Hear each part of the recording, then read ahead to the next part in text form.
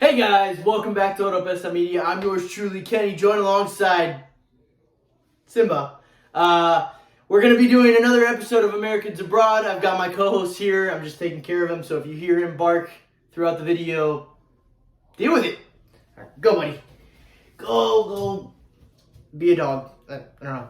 Anyways, man, today in this episode, there is a lot that we got to talk about. So I've been a bit busy with some other projects and just life in general. School started, so I've been kind of lacking on Americans Abroad. A lot of things have happened since the last episode. I'm going to go ahead and try to tackle all the topics. There's just some stuff that you really got to, research a little bit more to fully understand this episode. I'm kind of just going to skim the surface, give my 2 cents. So let's just go ahead and get right into it. Our first topic isn't about a player abroad. Heck, it's not even about a player. It's about our head coach, Greg Berhalter.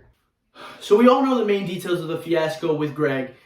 He came out and released a statement on Twitter, basically revealing a domestic incident that he had when he was 18 with his then girlfriend and now wife. In this statement, he mentioned that he was being threatened with some information that could potentially take him down. This led to speculation amongst many as to who could be responsible for this. That's when the biggest bombshell dropped, as it came out that it was the Reynas that were responsible for this. That's right, Gio Reyna's parents were the ones who had knowledge of the incident, and they were the ones that were threatening to go to the USSF with it. It later came out in an interview with The Athletic where Danielle Reyna, Gio Reyna's mom, stated that she and Claudio Reyna, Gio's father, and herself were hurt with Berhalter's leaked off-the-record comments on his difficulties coaching Gio Reyna. Comments that were from a summit that were never supposed to get out. It was behind closed doors. Both families having lifelong connections to each other and U.S. soccer. Greg Berhalter and Claudio Reyna played together in high school, later reuniting with the USMNT. For all accounts, they were good friends. Even the wives of both men knew each other. Danielle Reyna and Greg Berhalter's wife, they both played in university, which is where Danielle Reyna gained knowledge of the incident. All in all, it has just been an ugly situation, one which I hope just goes away. The less we talk about it, the better. And listen, as someone who played 4 years of high school baseball, I've seen a thing or two when it comes to daddy ball, and I know how bad daddy ball can jeopardize a team. But this isn't high school baseball. It's not even high school soccer. This is the USMNT. This is unacceptable for something like this to come out. Look, and I understand that the Reynas were hurt by Berhalter's comments about Gio Reyna. Again, they were lifelong friends. They felt betrayed. But those comments were behind doors. Those comments should have never been out. And look, to Claudio Reyna, you are a pro yourself. You know how it goes. Were you really fully expecting your kid to never be criticized in his career? I mean, why wouldn't you want your kid to be criticized? Listen, I had a coach that used to say, if a coach doesn't tell you anything, he doesn't care about you. If he gets on your ass and motherfucks you all the time, that means he cares about you. And that's what Greg Berhalter was doing. Yes, his comments maybe were out of pocket, but again, I re-emphasize this. Those comments were behind closed doors. Those comments were never supposed to be leaked in the first place to the public. It was something that you say in a team meeting. Talk to the NFL. Talk to any professional athletes. The stuff that gets said in those meetings do not go out because it's not for the public to know. Again, Greg knows the potential Gio Reyna has. He's not dumb, okay? For all the mishaps he might have, he's not dumb. He knows that Gio Reyna has the potential, and that's why he goes on him, because he expects more from Gio Reyna. So then for Claudio Reyna to go run to the USSF and cry about these comments and then bring up something completely irrelevant to the entire situation is the level of Bush League that not even Mauro Icardi can fathom. Look, man, and like I said, I've seen some crazy stuff. I've seen parents come into the dugout during a JV baseball game and take their kid out just because they haven't played in the first game of a doubleheader. And that stuff looks more tame to what just happened with the USMNT. And for Greg Berhalter and his family, I just hope they can move past this. And I really, really just hope that bringing up these painful memories from the past was something that they were preparing for. Just hopefully they can get past this.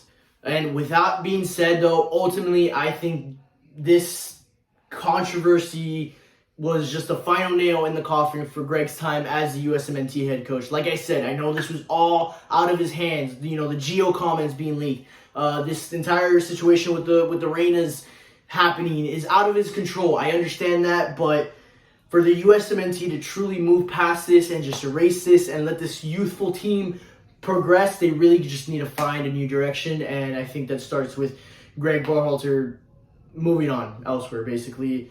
I hope he can step down, or I don't even know what the contract situation is like. Just don't bring him back. Greg, go home, spend time with your family, hopefully. And then I think Greg personally can find a good job at a decent club. And you never know, maybe in a couple years, decade maybe, with some experience, he can come back as a very strong candidate for the U.S. men's team. But for right now, I think it's time to part ways. All right, from one mess to another, Christian Pulisic was getting a string of starts from Graham Potter in Chelsea. It looked like he was going to go on a nice run of form until, unfortunately, he suffered yet another injury, this time to his knee against Manchester City. Didn't look too serious, but they're saying that he should be out for a couple of weeks, which just sucks, man. Again, I just think that with the way Chelsea is struggling, they lack so much creativity on the offensive side of the ball. I think Christian Pulisic could have been the solution to that.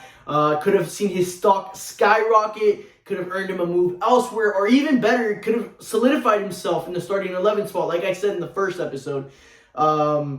Unfortunately, like I said, he's injured, going to be out for a couple of weeks. We don't know when he's going to be back. Chelsea is going to have to look to stay afloat as their training room just fills up with injuries. I don't know what's going on with them. Christian Pulisic, get better, man. Love seeing you play.